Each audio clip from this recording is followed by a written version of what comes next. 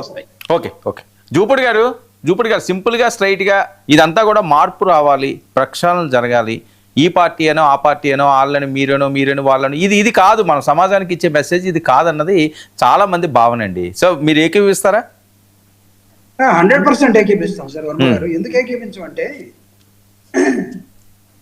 ఎందుకు ఏకీపిస్తామంటే so values where are you are not only in to the politics, even our personal life also. After all we are all in to the society అండి. ఒక sector of the people service అనే పేరుతోటి రాజకీయాల్లోకి వచ్చాం, representatives గా ఉన్నాం. వీళ్ళు ఏం చేయాలి? డెమోక్రటిక్ ఇన్స్టిట్యూషన్స్ లో పబ్లిక్ పాలసీస్ తయారు చేయాల్సినటువంటి వాళ్ళు. అన్ఫార్చునేట్లీ ఏం జరుగుతుందంటే ఇక్కడ అందరం కూడా కొన్ని వాల్యూస్ గురించి మాట్లాడుతున్నాం, కానీ అసలు డిస్కషన్ లో పార్టిసిపేట్ చేసేవాడు కానీ ప్రజా సమస్యలను మాట్లాడేవాడు కానీ చాలా అరుదుగా కనపడుతూ ఉన్నారు. మిగతా వాళ్ళందరూ కూడా బిజినెస్ లోకి వెళ్ళిపోయారు. బిజినెస్ లో వాల్యూస్ తోటి చేయండి, రాజకీయాన్ని వాల్యూస్ తోటి చేయండి, లేదా మీరు చేసే ప్రతి కార్యక్రమాన్ని వాల్యూస్ తోటి ఉంచండి. Value is what? అగైన్ ఇక్కడ క్యారెక్టరైజేషన్. ఇప్పుడు నేనున్నాను సార్, నేను గొప్పగా చెప్పడం కాదు. నేను ఒక 18 years I was to ministry of defence, graduate engineering ట్రైనీగా.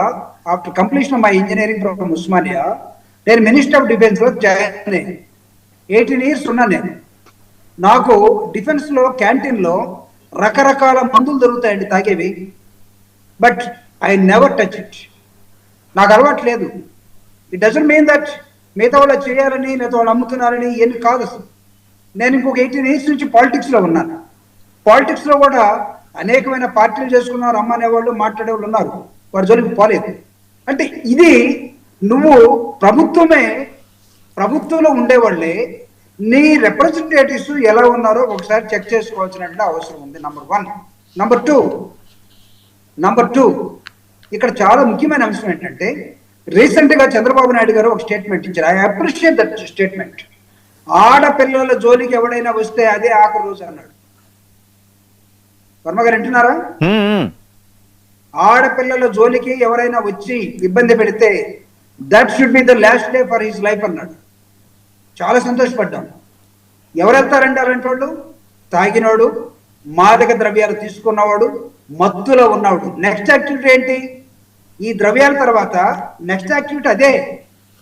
అంటే మన రాజకీయ పార్టీ నాయకులు ఏం చేస్తున్నారు, మనం ఏం చేస్తున్నాం, మన పిల్లలు ఏం చేస్తున్నారు?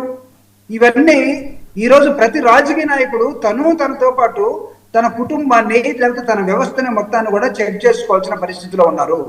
సో వీటన్నిటిని మనం యాక్సెప్ట్ చేయాలి. గాంధీ గారు చెప్పినా లేకపోతే ఇంకొకళ్ళు చెప్పినా ఖచ్చితంగా ఈ వాల్యూస్ మనం ఉండాలని కోరుకుంటాము. I totally agree with you. But ఇక్కడ ఏం వస్తుంది? ఒక రాజకీయ పార్టీ వాళ్ళు చేస్తే ప్రశ్నిస్తే మీరు చేయలేదా, మీ వాళ్ళు లేడా, మీ పార్టీ వాళ్ళు అప్పుడేం చేశారు, ఇవి కాదు question. What is present tense? ఇక్కడ మీరేం తీసుకుంటున్నారు? దీన్ని మనం సమర్థించడానికి ఇప్పుడు పాపం దీపక్ రెడ్డి గారు అంత కష్టపడాల్సిన అవసరం ఏంటి? మేము వెంటనే షోకాజ్ నోటీస్ ఇచ్చామండి, మేము వెంటనే అతను అడిగామండి, ఎక్కడ పోవద్దన్నామండి. ఏ ముఖం పెట్టుకొని పార్లమెంట్కి వెళ్తారు సార్? ఏ ముఖం పెట్టుకొని ఒక ఆడపిల్ల నా మీద 1.5 years గా రేపులు జరుగుతూ ఉన్నాయి, చూడండి బాబు అని వస్తే కమిటీ వేసి పంపిస్తే నీ పక్కన నీ పార్టీ ఎమ్మెల్యే అసెంబ్లీలో నీతో కూర్చొని మాట్లాడుతుంటే అసలు మీ ఎక్కడుంది మీకు ఫేస్ వాల్యూ ఏముంటుంది చెప్పండి? ఎందుకు why don't you keep away from the session from that rascal? Okay, ఆ సెషన్స్ నుంచి మీరు అసలు నువ్వు రావడానికి లేదు ఈ సెషన్స్ అని ఎందుకు చెప్పలేకపోయారు? రైట్. రెండో అంశం, తెలంగాణ పోలీసులు కానీ నాకు తెలిసి నిన్న పట్టుకున్న పోలీసులకి ఎంత ప్రెజర్ అంటే ఆంధ్రప్రదేశ్ గవర్నమెంట్ నుంచి. ఆ నాయకులందరూ హైదరాబాద్ లో ఉంటారు. అల్లుడు గారు దొరికారు, కొడుకు దొరికాడు, అధినాయకుడు మాట్లాడాలి. ఒకడేమో పట్టుకొని డిఅడిక్షన్ సెంటర్ పంపిస్తారు, రెండో వాడినేమో పార్లమెంట్ ఉంది కాబట్టి పంపిస్తారు. ఎవడు చెప్పాడు పార్లమెంట్ ఉంటే పమ్మని?